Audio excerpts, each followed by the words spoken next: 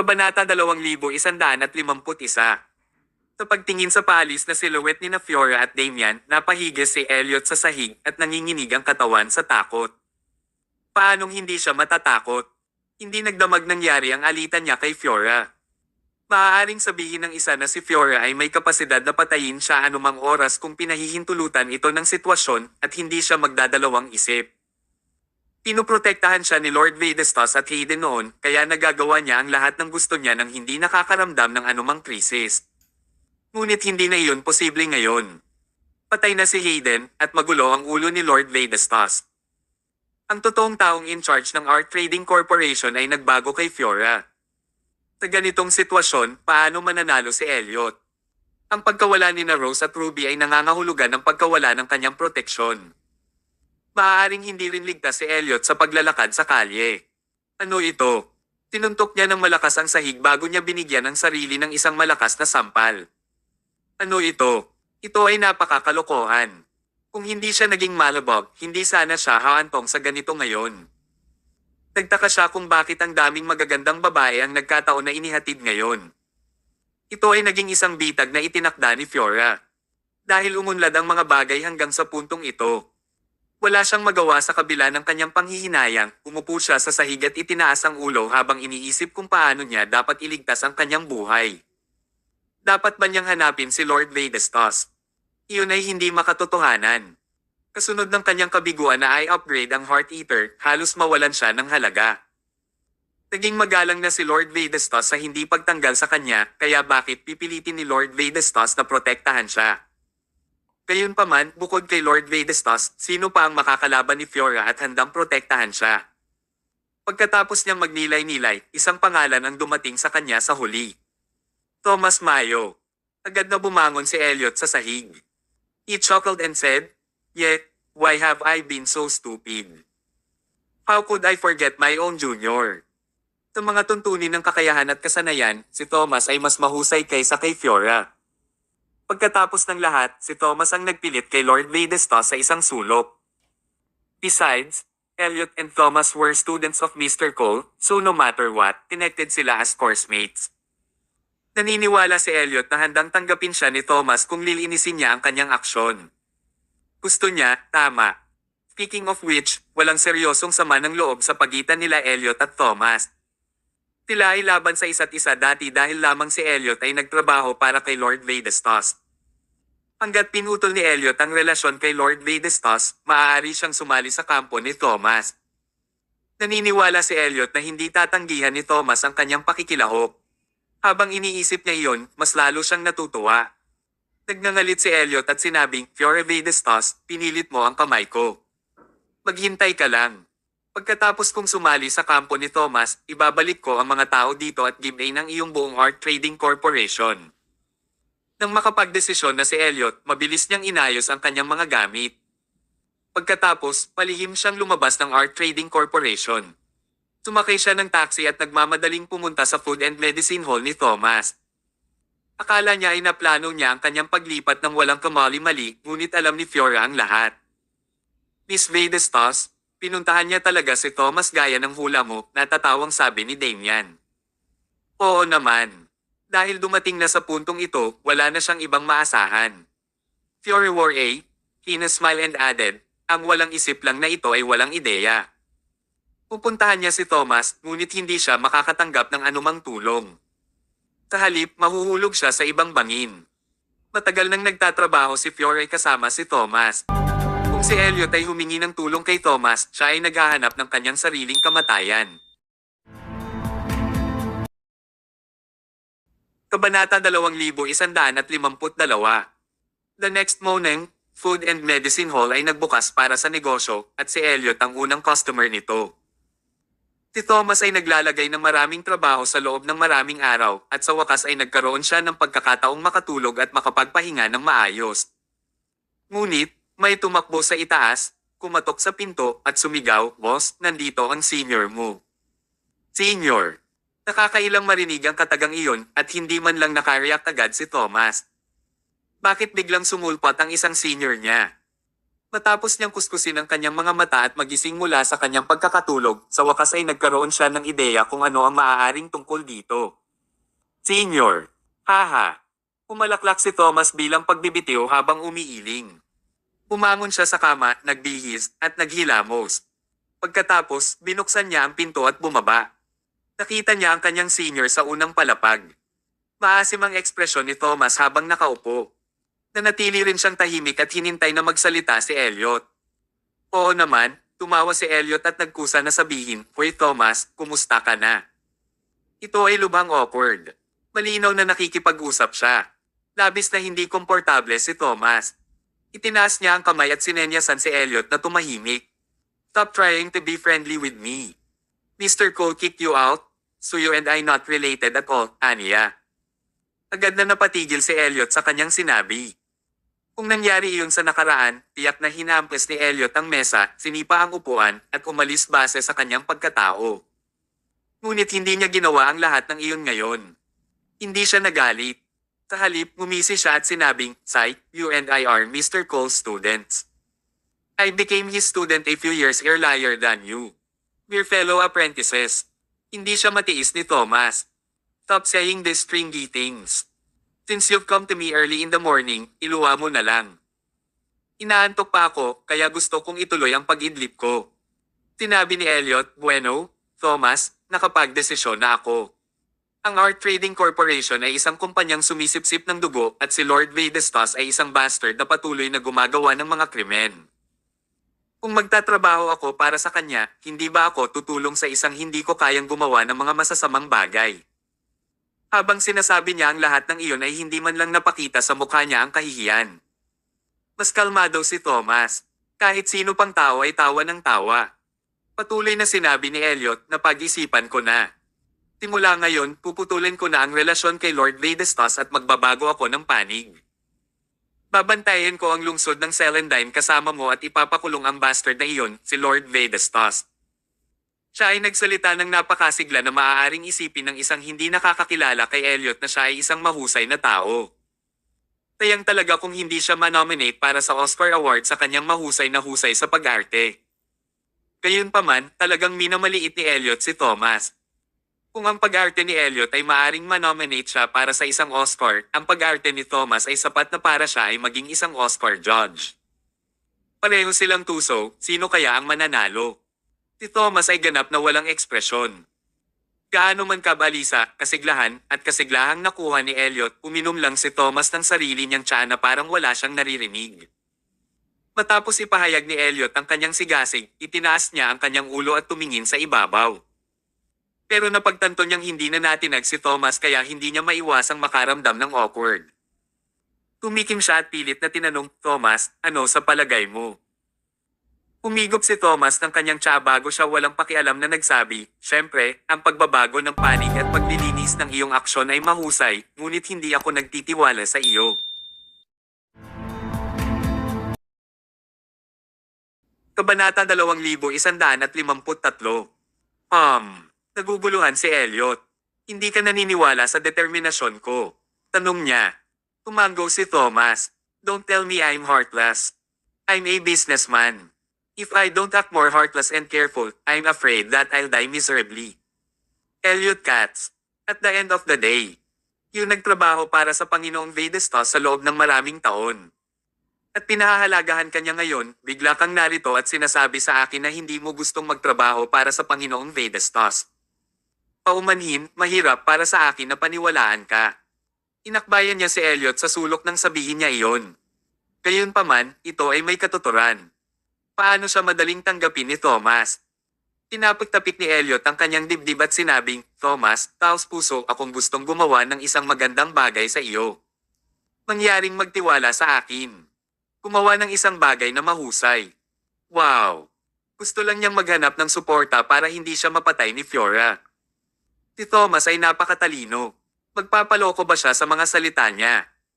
Pagkaraan ng ilang sandali ay tumahimik si Thomas, mahina kong sinabi niya, "Kung tatanggihan kita kaagad, tatawagan mo lang akong walang puso.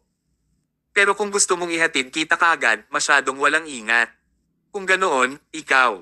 May ipapakita ka sa akin, Elliot kung kaya mo, isasama kita." Ipakita sa kanya ang isang bagay. Ano? Mukhang natarante si Elliot at sinabing, Thomas, hindi mo naman hinihiling na patayin ko si Lord Vadestas, di ba? Ako. Hindi ko kaya. Kung ano ang magagawa ko.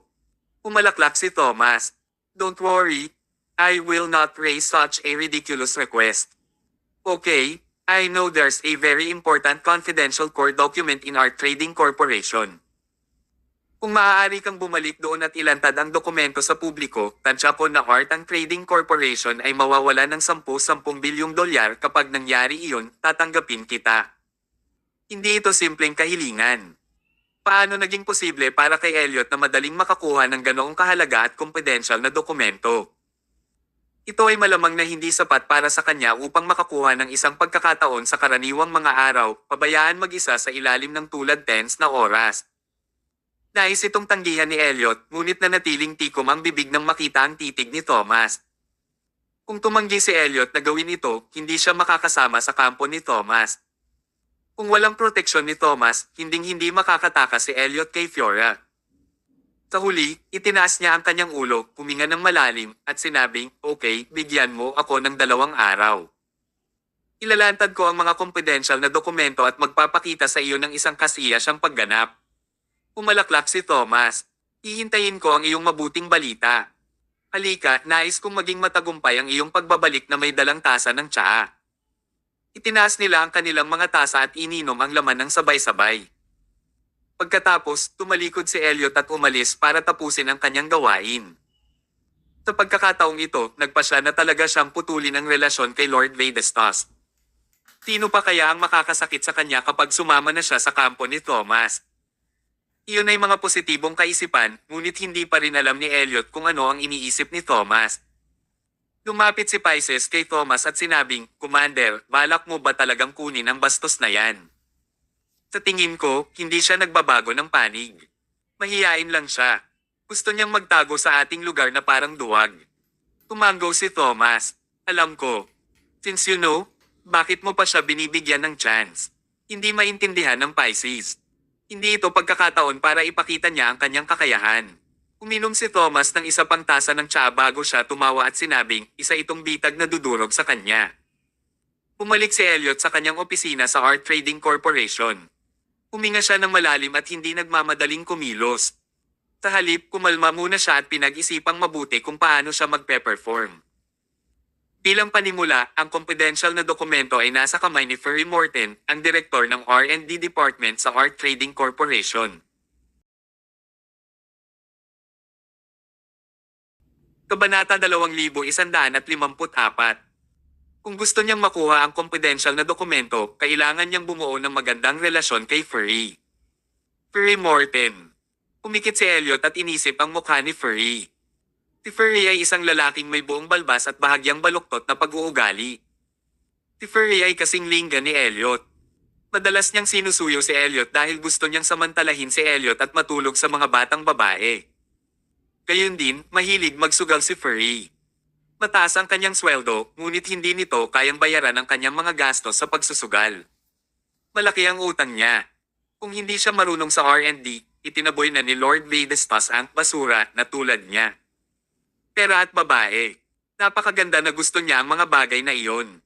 Magiging mahirap kung siya ay isang taong walang kailangan. Tinitik ni Elliot ang kanyang mga daliri upang tawagan ang isa sa kanyang mga nasasakupan at sinabi niya hilingin si Ferry na lumapit. Oo. Pagkaalis ng kanyang subordinate, dumating si Ferry pagkalipas ng 10 minuto. Para sa isang taong palaging abala sa R&D, ito ay itinuturing na mabilis para sa kanya na sumugod sa napakaikling panahon. Siya ay sumusugod ng kasing bilis sa tuwing tatawagin siya ni Lord Vadestas. Masasabi ng isa kung gaano prioridad ni Ferry si Elliot. Mas tiyak, inuna niya ang mga babae na pag-aari ni Elliot. Umalaklak si Ferry habang naglalakad at nagtanong, Dr. Katz, good mood ka ba ngayon? Bakit mo ako pinatawag ngayon? Pinasahe ni Elliot ang kanyang ulo. Tinadya niyang kumilos na parang kagigising lang at mamulong siya, Ferry, naalala ko na sinabi mo sa akin noon na may gusto kang babae kapalit ko. Si Jocelyn ba o si Jocelyn? Si Jasmine naman. Dinilaan ni Ferry ang kanyang mga labi. O sige, si Jasmine pala. Elliot continued to say, A good man should fulfill others' wishes. Since you like Jasmine, okay, I'll give her to you. Tuwang-tuwa si Furry na halos lumuwa ang kanyang mga mata. Talaga. Dr. Katz, willing ka bang ipasa sa akin si Jasmine? Matagal na siyang desperado kay Jasmine. Gabi-gabi napapanaginipan niya si Jasmine. Sa pagkakataong iyon, sa sobrang tuwa niya ay hindi niya alam kung ano ang sasabihin. Dr. Katz, ikaw ay tunay na mapagbigay. Ikaw ay nagniningning ng napakaliwanag tulad ng araw na sumisikat sa mundo. Itinaway ni Elliot ang kanyang kamay bilang pagpapalis. Stop! Don't say cringy words. Grabe ka sa pambabala. Habang nagsasalita siya, hinagis niya ang isang card kay Furry. Ngayong mayroon ka na ng card na ito, maaari mong ibalik si Jasmine sa iyo at magsaya. Kailangan mong gamitin ng husto ang oras na mayroon ka. Baka balang araw gugustuhin kung bumalik si Jasmine. Agad na lumapit si Furry para kunin ang card. Maraming salamat, Dr. Katz. Salamat. Pagkasabi niya nun ay tumalikod na siya at tuwang-tuwa. Nag-aalala siyang baka magbago ang isip ni Elliot at hilingin sa kanya na ibalik ang card. Grabe naman yon. Nang makita ni Elliot kung gaano naiinip si Furry, dumura siya at pinuna siya. Ang songgit na matanda. Siya ang pinaka-horniest guy sa kanyang sarili, ngunit gusto niyang walang kahihiyang pag-usapan ang tungkol kay Furry. Nakahinga ng maluwag si Elliot at bumulong kapag naging masaya ang malabog na matandang iyon, gagawin ko ang susunod na yugto ng aking plano. Bigyan ka ng palabas. Thomas, haharapin kita sa lalong madaling panahon. Kabanata 2155. Si Elliot ay nakaupo sa kanyang sariling opisina nang walang ginagawa.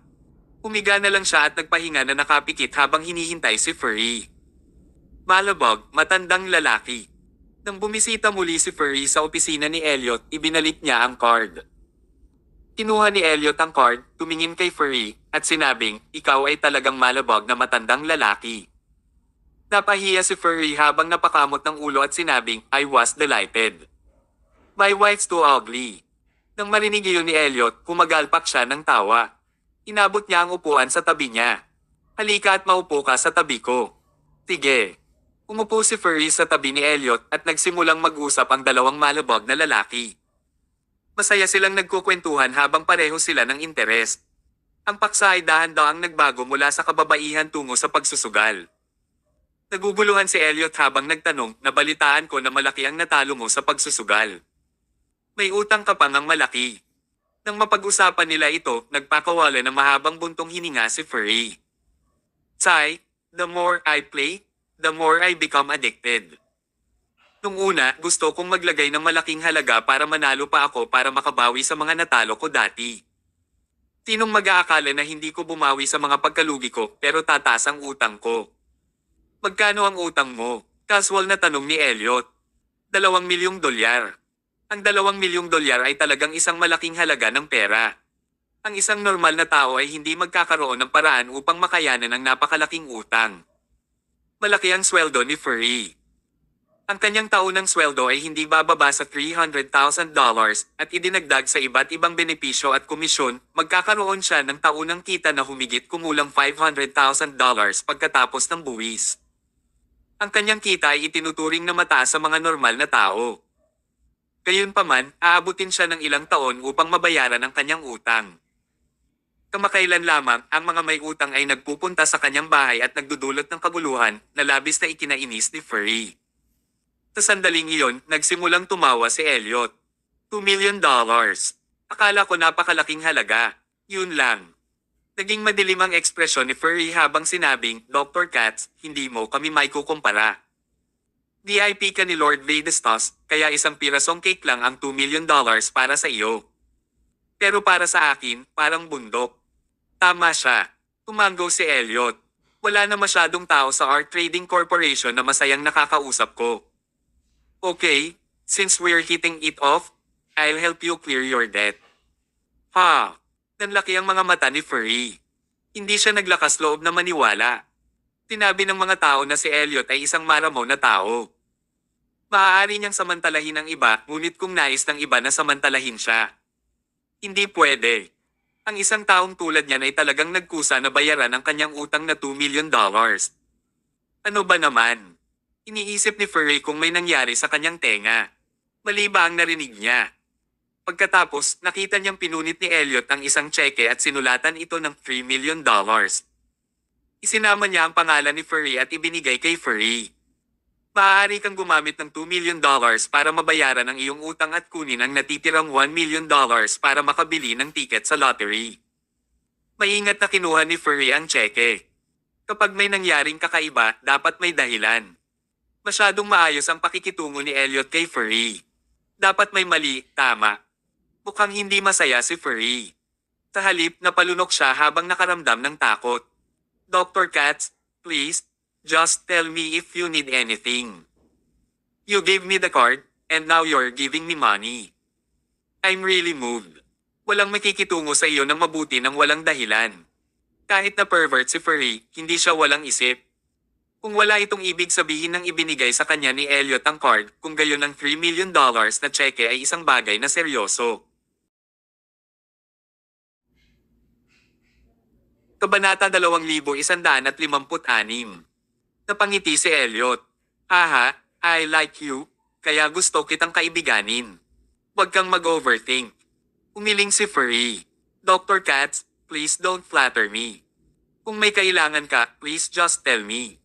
If you don't, I wouldn't dare accept this money. Habang nagsasalita siya, ibinalik niya ang tseke. Ibinaba ni Elliot ang kanyang ulo at tiningnan ang tseke bago niya iniangat ang kanyang ulo at tinitigan si Furry. Tapos, tumawa siya. Sabi niya, okay, let me be honest with you. Furry, I heard that your department's holding some of the company's confidential documents, right? Agad naging mataimtim ang galit.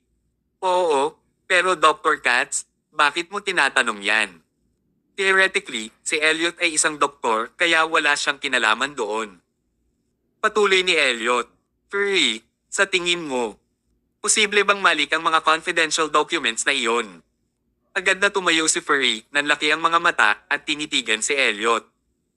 Dr. Katz, ano ang ibig mong sabihin? Kinabahan siya. Ang mga confidential na dokumento ay nauugnay sa pangunahing diskarte ng Art Trading Corporation. Kapag nalik ang mga ito, maaaring malugi ang Art Trading Corporation sa 10-10 milyon. Magagawa ba ni Furry ang responsibilidad? Elliot said, Furry, one should always make a wise choice for his own good. Bumagsak na ang Art Trading Corporation.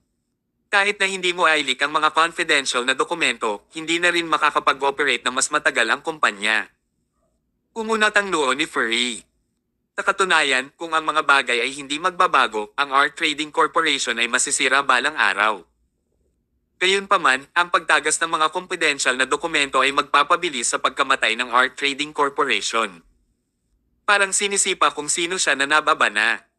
Habang nakatitig si Furry kay Elliot, nagtanong siya, magkakaroon ba ng anumang benepisyo para sa akin kung gagawin ko iyon?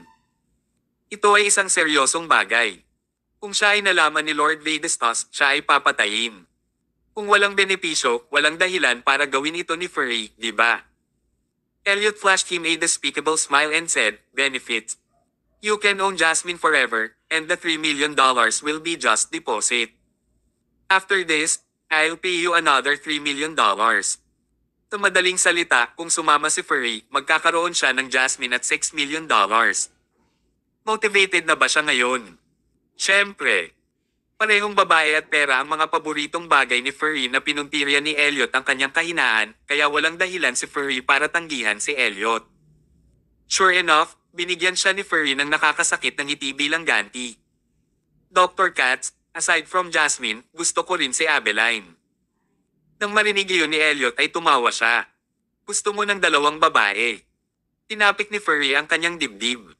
Huwag kang mag-alala, malakas ang katawan ko. Itinaway ni Elliot ang kanyang kamay bilang pagpapalis. Okay, have them, you horny old man. Nagkatitigan silang dalawa at ngumiti. Maya-maya pa ay tumayo na si Furry. Tumigil na tayo sa pag-aaksaya ng oras. Dr. Katz, itutuloy ko na ito.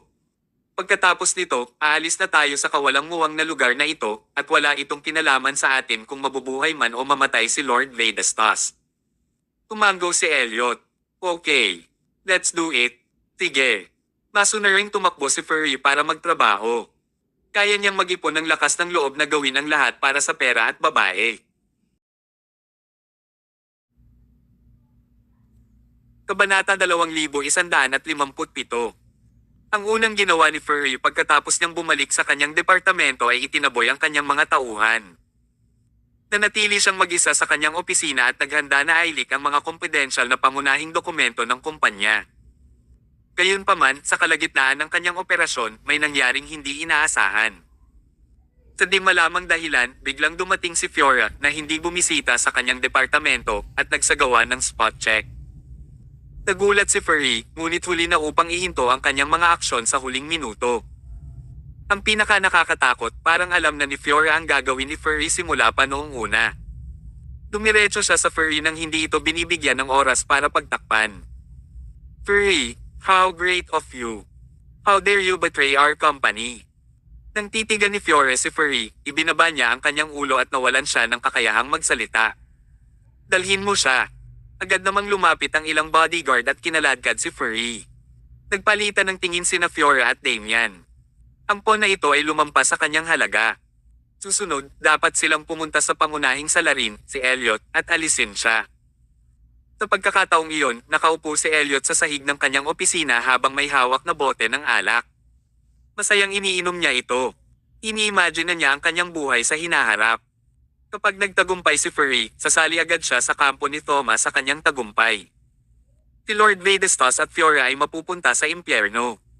Habang napupuno siya ng tuwa, bigla siyang nakarinig ng ilang yabag. Nagmamadali ang mga yabag at parang may paparating na tao. Ibinaba ni Elliot ang bote ng alak. Tinabi sa kanya ng kanyang sixth sense na may masamang mangyayari. Sa sumunod na segundo, nakita niya si Fiora na nakaharang sa pasukan kasama ang kanyang mga tao. Bahagyang kumunat ang noo ni Elliot at mahinahong nagtanong, Miss Vadestos, anong ginagawa mo? Ang dami mong dinala dito para harangin ang pasukan ko. Baliw ka ba? Ibinalik ko na sa iyo sina Ruby at Rose. Ano pa ba ang gusto mo sa akin? Wow, magiging maayos ba ang lahat dahil lang sa ibinalik niya ang mga ito sa kanya? Napakawalang muwang niya. Malamig na tinitigan ni Fiora si Elliot at sinabing, Elliot Katz, traidor ka. Napakalaki ng namuhunan sa iyo ng Art Trading Corporation pero iniisip mong ilantad ang confidential na data ng kumpanya para makakulong ka kay Thomas. Furry Morten nahuli na. Ano pa ang sasabihin mo? Bumagsak ang bote ng alak sa sahig na may mga tunog ng kumalibit at tumalsik ang alak sa bibig ng bote. Si Elliot ay lubos na nalilito. Hindi niya akalain na darating ang sandaling ito. No way, imposible. Palihim niya itong ginawa, kaya imposibleng malaman ng iba. Bukod sa, masyadong mabilis ang reaksyon ni Fiora, tama ba? Kahit na nakatanggap siya kaagad ng balita tungkol dito, hindi siya makakagawa ng aksyon sa ganoong kaikling panahon. Para bang alam niyang pagtataksilan siya ni Elliot sa simula pa lang, kaya naghanda na siya ng maaga. Ngunit, paano naging posible iyon? Sa isang iglap, mabilis itong naisip ni Elliot at naisip niya ang maraming sitwasyon sa kanyang isipan. Maaaring ito ay, tinitigan ni Elliot si Fiora at nanlaki ang mga mata. Bigla siyang napuno ng takot na para bang nakakita ng multo. Sa sobrang kaba at takot ay wala siyang masabi. Naisip niya ito. Kabanata 2158. Mayroon lamang isang paliwanag para sa sitwasyong ito. Matagal ng lihim na nagsasabuatan sina Fiora at Thomas. Ang pagganap na iyon mula kay Thomas ay isang bitag lamang na kanyang itinakda. Si Elliot ay tumalon sa bitag na parang tulala at binalot ni Fiora ang mga bagay. Nagtulungan silang dalawa at walang awa na sinundan si Elliot. Nanginginig ang katawan ni Elliot nang bumangon siya sa lupa. Ang kanyang katawan ay nanginginig hindi dahil siya ay lasing, ngunit natagpuan niya ito ay lubhang hindi kapanipaniwala na hindi siya makatayo. Sino ang mag-aasam na si Fiora? Ang vice-chairman ng Art Trading Corporation, gayon din ang biolohikal na anak na babae ni Lord Vadestos, ay talagang makikipagtulungan kay Thomas na dapat niyang maging pangunahing kaaway. Ito ay tulad ng isang katawa-tawa at masayang maingay na bagay. Maging si Elliot ay hindi mahuhulaan kahit ilang beses pa niyang subukan. Si Hayden lang ang nakahula nito at lihim din siyang pinatay ni Fiora. Inaplos ni Elliot ang kanyang ulo at sinabing, nagtataka ako kung paanong biglang mamatay si Mr. Barlow. Mukhang isang sabuatan din ang pagkamatay niya. Tumango si Fiora, yeah, unfortunately, it's too late for you to find out now. Napatitig si Elliot kay Fiora. I don't get it. Why are you doing this? How does destroying our trading corporation benefit you? Napangisi si Fiora. Hindi mo maiintindihan. I'll be waste my breath if I tell you. Even with that aside, do you think I will spare you after what you've done to Ruby and Rose? Elliot Katz, a scumbag like you, hindi dapat mabuhay sa mundong ito. Sinabi ni Elliot, pinili mo bang ipagkanulo si Lord Vadestas, patayin si Mr. Barlow, at palayasin ako dahil lang dyan. Wow!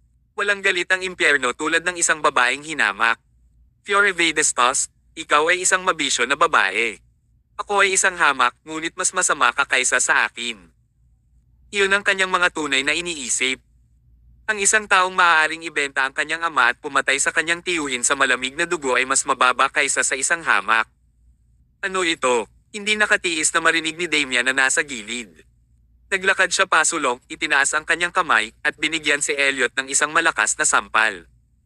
Ang impact ay naputol ang dalawang ngipin ni Elliot. Tumalsik ng dugo si Elliot at tumingin kay Damian bago niya muling tinitigan si Fiora. Umisi siya. Kinausap ko si Miss Vadestas. Bakit ka naaasar, Damian Cole? Oh, I get it. Kayong dalawa. Haha, tumawa si Elliot. Fiora Vadestas, akala ko kasi parang virgin ka, kaya pala ayaw mo akong makasama. May kinalaman ka pala kay Damian Cole. Sino ka? Siya lang ang alipin ni Lord Vadestas. Fiora Vadestas, pinili mong makasama ang isang Alapiers. Sok, hindi ka naman masyadong disente. Pareho kayong walang muwang na mag-asawa. Ba, tawakas ay tumigil si Elliot sa pagiging duwag. Dahil alam niyang hindi na siya maaaring manatiling buhay, bakit kailangan pa niyang maging magalang? Marahil ang iba ay lumuhod, umiyak, at nagmamakaawa kay Fiora sa oras na ito. Ngunit tumanggi si Elliot. Ang malabag na lalaki ay nagpatuloy sa pagsasalita ng mayabang. Pakiramdam niya ay wala na siyang pakialam sa buhay niya. Bahagyang wala sa inaasahan ni Fiora. Pumunta si Damian at patuloy na binubugbog si Elliot hanggang sa puno na ng krus ang katawan ni Elliot at nabali ang ilang tadyang. Gusto mo pa bang magbulalas ng kalokohan? Tanong ni Damian. Napangiti si Elliot. Kalokohan. Lahat ng sinabi ko ay totoo. Maghintay ka lang, kayong walang muwang na mag-asawa. Ako mismo ang magsasabi dito kay Lord Vadestas at ay lalahad ang lahat ng sikreto mo. Oh, inubad ni Fiora ang kanyang coat at naglabas ng baril sa kanyang coat. Tinuot niya ang silencer habang naglalakad siya papunta kay Elliot. Pagkatapos, itinutok niya ang baril sa noo ni Elliot. Sa tingin mo ba bibigyan kita ng pagkakataong ilantad ang aking sikreto kay Lord Vadestas? Sa mga huling sandali ng kanyang buhay, hindi nagreklamo ni Katie Ting si Elliot. Hindi siya umiyak o nagmamakaawa. Sa halip, dinampot niya ang bote ng alak mula sa lupa, itinaas ang ulo, at humigop ng husto. Kabanata 2159. Kapag bata ka, akala mo ikaw lang ang may hawak ng mundo sa iyong palad. Pero kapag nagising ka na sa panaginip mo, napagtanto mo na parang wala sa iyong kontrol ang lahat. Nasa iyo na ang lahat, pagkatapos ay mawala ang lahat kung ano ang mayroon ka ay hindi ang gusto mo, at mawawala sa iyo ang mga bagay na iyong pinapangarap. May alak, karne, at babae dito. Gaano kagaling? Puff! Puff! Ilang putok ng baril ang narinig, at isang bala ang tumama sa ulo ni Elliot. Pumasok ito sa kanyang noo at lumabas sa likod ng kanyang ulo. Pagkatapos, tumama ang bala sa dingding. Ba! Itinago ni Fiora ang kanyang baril. Ang malabog at matandang hamak na ito ay kumilos na parang isang uri ng bayani. Siya ay kasuklam-suklam. Tinipa ni Damian ang patay na katawan ni Elliot bago ito nagsalita na ayos na namin ang huling problema. Miss Vadestas, matutupad na ang pangarap mo. Tumango si Fiora. Maaari tayong pumunta at makilala si Lord Vadestas ngayon. 2 bodyguard ang naiwan upang bantayan ang eksena. Pagkatapos, umalis sina Fiora at Damian sa opisina ng Elliot para hanapin si Lord Vadestas. Ang Art Trading Corporation ay kasalukuyang bumagsak at si Hayden, pati na rin si Elliot, ay namatay din. Nawala ng pag-asa si Lord Vadestas. Imposibleng mailigtas pa ang sitwasyon. Naniniwala si Fiora na sa pagkakataong ito, makukumbansi niya si Lord Vadestos na isuko ang lahat sa lungsod ng Celandine at manirahan sa ibang bansa kasama niya. Kahit na bumagsak ang Art Trading Corporation, mayroon pa rin siyang sapat na pera upang matiyak na hindi sila dapat mag-alala sa natitirang bahagi ng kanilang buhay. Gusto lang niyang makasama si Lord Vadestos, gayon din si Damian, at gugulin ang natitirang bahagi ng kanilang buhay na magkasama sa kaligayahan. Ding! Bumukas ang pinto ng elevator. Lumabas sina Fiora at Damian at tinungo ang opisina ni Lord Vadestos. Pagkatapos nun, kumatok si Fiora sa pinto. Lord Vadestos, may importante akong iuulat sa iyo, sabi ni Fiora mula sa labas ng kanyang opisina. Pasok ka. Ang mahinang boses ni Lord Vadestos ay nanggaling sa loob. Pinuksan ni Fiora ang pinto at pumasok. Nakita niya si Lord Vadestos na mukhang haggard at ang sahig ay puno ng mga bote ng beer. Nawala ni Lord Vadestos ang kanyang ambisyon. Malungkot siya. Hindi lang siya nalulungkot sa Art Trading Corporation kundi pati na rin kay Hayden na naging matalik niyang kaibigan sa loob ng maraming taon.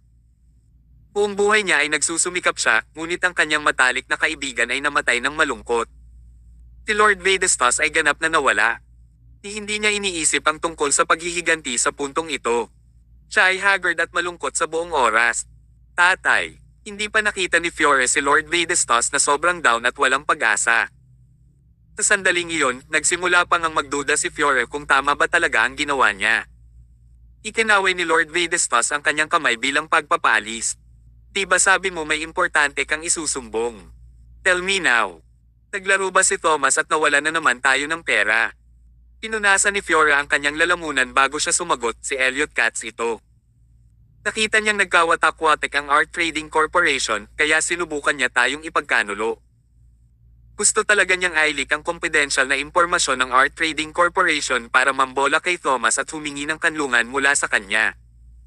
Kung narinig ni Lord Vadestos ang isang bagay noon, tiyak na tumalon siya at sampay ng isang bagyo. Pero this time, natawa na siya. Elliot Katz is a fence-sitter. He can't remain loyal to anyone. Tinusunod lang niya kung sino ang may kapangyarihan, kaya hindi na ako nagulat na nagdesisyon siyang ipagkanulo tayo. So, paano mo siya hinarap? Isang kislap ng walang awa ang bumungad sa mga mata ni Fiora. Paano ko siya maliligtas? Nabaril ko lang siya hanggang sa mamatay on the spot. Pumalaklak si Lord Vadestos, wala kang awa, ngunit hindi ka pani-walang bastos siya sa iyo noong nakaraan. Ilang beses kong sinira ang iyong puso para protektahan din siya. Napakabuti na pinatay mo siya para mailabas ang iyong galit. Napakahusay. Okay, tapos ka na diba? Pwede ka nang umalis. Kabanata 2160 po. Wala nang pakialam si Lord Vadestos sa anumang bagay. Wala rin siyang planong tingnan ang patay na si Elliot. Marahil ay ganoon ang pakiramdam na naduraj ang iyong puso. Kung nakatagpo siya ng parehong bagay sa nakaraan, siya ay nagmamadaling lumabas at tiningnan ang sitwasyon bago matapos magsalita si Fiora. Ngayon, wala na siyang pakialam dito. Matapos niyang marinig ang ulat ni Fiora ay agad niyang ikinaway ang kanyang kamay bilang pagpapalis at pinayagang umalis si Fiora. Nang makita iyon ni Fiora, nakaramdam siya ng saya at lungkot. Masaya siya dahil hindi naghinala si Lord Vadestos sa pagkamatay ni Elliot. Iniligtas siya nito ng maraming problema. Gayunpaman, nalungkot din siya. Nang makita ni Fiora kung gaano kalungkot si Lord Vadestos, nalungkot din siya. Tumayo siya roon ng ilang segundo bago siya humugat ng lakas ng loob at sinabing, "Itay, matagal na akong may gustong sabihin sa iyo, ngunit hindi pa ako nagkaroon ng pagkakataon. Ngayon, sa tingin ko ay oras na para sabihin sa'yo." Medyo nagulat si Lord Vadestos habang nakatitig kay Fiora. Kailan naging napakaalinlangan ng kanyang anak na babae. Ano yon? Sabihin mo lang.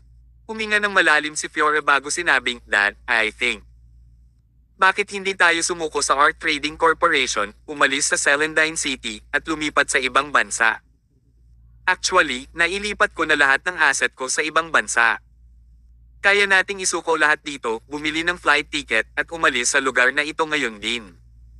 Ang pera ko ay sapat na para gugulin natin ang ating buhay ng walang pag-aalala." Ang kanyang mga salita ay medyo matapang. Sasampalin sana siya ng naunang Panginoong Vadestos, ngunit ngayon, hindi nagalit kahit kaunti si Lord Vadestos. Sa halip, medyo naliw siya. Matanda na siya, patay na ang kanyang matalik na kaibigan, at ang imperyo na kanyang itinatag ay malapit na ring gumuho.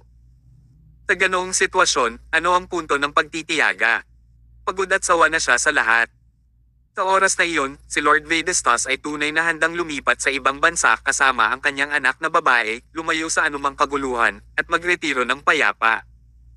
Naikuyom ni Fiora ang kanyang mga kamao habang kinakabahan siyang naghihintay. Pagkaraan ng ilang sandali, binigyan siya ni Lord Vedestas ng sagot na nagpasaya sa kanya. Sige, sasamahan kita sa ibang bansa. Laking gulat ni Fiora. Really? That's awesome, Dad. I'll go and buy the plane tickets now. Aalis tayo ngayon at aalis sa nakakainis na lugar na ito na puno ng kaguluhan. Habang nagsasalita siya, tumalikod siya at masayang tumakbo palabas ng opisina niya. Si Fiora ay naghintay para sa sandaling ito sa loob ng maraming taon. Walang maihahambing sa kaligayahan ng muling pagsasama sa pamilya. Samahan daw si Lord Vedestas sa kanyang upuan at tumitig sa kisame. Siya ay absent-minded. Siya ay nagtrabaho ng husto sa loob ng maraming taon, ngunit wala siyang nakuha sa huli. Umiti siya bilang pagbibitiw. Actually, hindi naman sa wala akong napala. Buti na lang, napakalaki ng kinita ko na hindi ko na matatapos ang paggastos. Matanda lang ako at hindi na kasing lakas ng dati. Buddy, actually, dapat matagal na tayong nagretiro. Huli na para magsisi siya ngayon. Maya-maya lang ay narinig niyang may kumakatok sa pinto at boses ng babae ang nanggaling sa labas. Panginoong Vedestas, maaari ba akong pumasok? Kakaibang boses iyon ng babae. Kumunat ang noo ni Lord Vedestas. Hindi niya ito makilala. Pasok ka. Pagbukas ng pinto, pumasok sa kwarto ang isang babaeng nakasuot ng brown na damit na may bitbit na Louis Vuitton bag. Tiningnan siya ng mabuti ni Lord Vedestas. May impresyon siya sa kanya, ngunit hindi niya maalala kung saan niya ito nakita noon. Sino ka?